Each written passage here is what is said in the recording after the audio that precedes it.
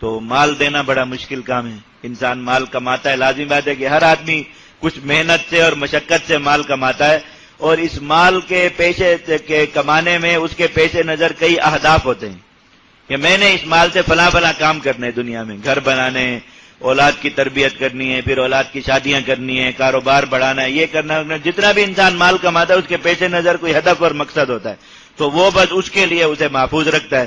اب اللہ تعالیٰ سے کی طرف سے مانگ لیا گیا کہ نہیں ہمیں دو، تو وہ سارے مقاصد اور اہداف جو ہے نا وہ بیکار ہوتے نظر آ رہے ہوتے کہ یہ پورے نہیں ہو سکیں گے انسان کو، تو مال دینا اس کے لیے مشکل ہو جاتا. اللہ رب العزت نے اس کو کیسے آسان فرمایا، سبحان اللہ. دیکھیے فرمایا کہ یہ قرض ہے، مال دیا ہوا کس کا ہے؟ اللہ کا. اور ہر انسان زبان سے کہتا بھی یہی ہے، اگرچہ سمجھتا نہیں ہے کہ اللہ کا دیا ہوا ہے، یہی کہتا ہے کہ میں نے اپنی محنت سے کمایا، مالی مالی، مال میرا ہے، مال میرا ہے. لیکن زبان سے تو یہی کہتا ہے نا کہ اللہ کا دیا ہوا ہے. تو اپنی دی ہوئی چیز جب کوئی واپس لیتا ہے تو وہ قرض ہوتا ہے، قرض نہیں ہوتا نا. لیکن اللہ تعالیٰ اپنی دی ہوئی چیز واپس لے رہے ہیں تو کس عنوان سے لے رہے ہیں؟ قرض. اب دیکھو قرض میں، یہ قرض کہنے میں حکمت کیا ہے؟ اس لیے کہ قرض وہ چیز ہے جس کا واپس آنا یقینی ہوتا ہے.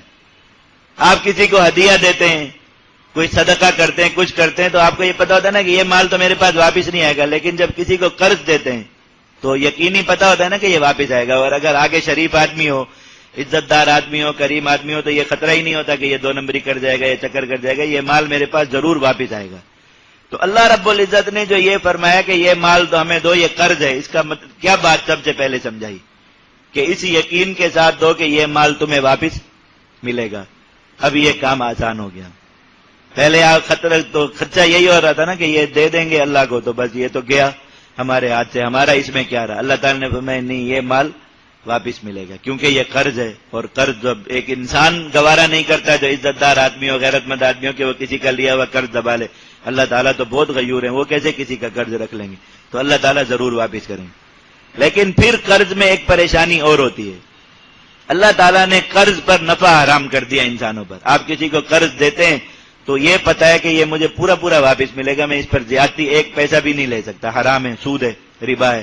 تو انسان کو تھوڑی سی الجھن یہ ہوتی ہے قرض دیتے ہوئے کہ میرا مال اتنا عرصہ میرے کام کا نہیں رہا، اگر میرے پاس ہوتا تو میں اس کو تجارت میں لگا کے بڑھا لیتا اور اس میں کچھ اضافہ کر لیتا، لیکن اب قرض کے طور پر دے دیا تو اب یہ بڑھے گا نہیں، یہ بس سال بعد آئے گا، 2 سال بعد آئے گا، 4 سال بعد آئے گا، تو اتنا ہی واپس آئے گا جتنا گیا تھا. تو اتنے عرصے میں اس کی بڑھوتری رکی رہے گی، اس کا نفع رکا رہے گا. تو بھی انسان اس لیے قرض دیتے ہوئے تھوڑا سا اپنا ہاتھ روکتا ہے اور کوشش کرتا ہے کہ قرض نہ دوں کسی کو، اللہ سوائے بہت زیادہ مجبوری کے. تو اللہ تعالیٰ نے یہ مسئلہ بھی حل فرما دیا. فَيُضَاعِفُهُ، اللہ تعالیٰ برابر واپس نہیں کریں گے. یہ سود کا معاملہ انسانوں کے درمیان حرام ہے، بندے اور اللہ کے درمیان کوئی سود نہیں. اللہ تعالیٰ یہ قرض واپس کریں گے اور بڑھا کر واپس کریں گے، اور بڑھانے کی بھی اتنی مقدار ہے کہ انسان اس کا تصور نہیں کر سکتا. فَيُضَاعِفُهُ، اللہ تعالیٰ اضعافاً مضاعفہ، اللہ تعالیٰ اس کو کئی گنا بڑھا کر واپس کریں گے. تو اب اللہ تعالیٰ کو مال دینا انسان کے لیے اپنے لالچ میں آسان ہو جانا چاہیے. اگر انسان سوچے کہ دنیا میں اگر خود اس مال پر تجارت بھی کرے گا، اس مال سے کوئی نفع حاصل کرنے کی کوشش بھی کرے گا تو کتنا کما لے گا؟ آخر وہ محدود ہے نا، ایک حد تک رک جائے گا. لیکن اللہ رب العزت یہ وعدہ فرما رہے ہیں کہ ہم پر قرض ہے، ہم واپس بھی دیں گے اور کئی گنا بڑھا کر دیں گے. تو سب سے بہترین تجارت کیا ہوئی؟ اس لیے اس کو فرمایا هل ادلکم علی تجارۃ تنجیکم من عذاب علیم. مال اللہ کو دو، اس سے بہتر تجارت اور کوئی نہیں ہے کہ اس سے یہ جتنے نفع کے ساتھ واپس ملے گا وہ تم تصور بھی نہیں کر سکتے. اور پھر جب اللہ رب العزت دنیا میں نفع کے ساتھ واپس دے رہے ہیں تو اب بندے کا یہ منہ بنتا تھا کہ آخرت کا اجر طلب کرے اللہ تعالیٰ سے. یہ حق بنتا تھا بندے کا، جب دنیا میں واپس لے رہا ہے اور دے اسی لالچ میں رہے کہ ملے گا تو آخرت کے اجر کا حق بنتا تھا نہیں. لیکن اللہ تعالیٰ نے آخرت کا اجر اس پر اتنا رکھا کہ اس کے لیے اجر و ثواب کا پیمانہ ہی الگ مقرر فرما دیا کہ ہر عمل بنی آدم کا وہ کم از کم جو بڑھتا ہے 10 گنا بڑھتا ہے، اور جہاد میں خرچ کیا ہوا مال جو کم سے کم بڑھتا ہے وہ 700 گنا بڑھتا ہے اجر کے اعتبار سے. اللہ رب العزت نے اجر و ثواب میں بھی اس کا پیمانہ الگ فرمایا. تو اب اتنی وضاحت کے ساتھ بات سمجھا دی، تو جس کا نصیب ہوگا اس کے لیے یہ معاملہ اللہ رب العزت نے مال سے جہاد کرنا بھی بہت آسان فرما دیا.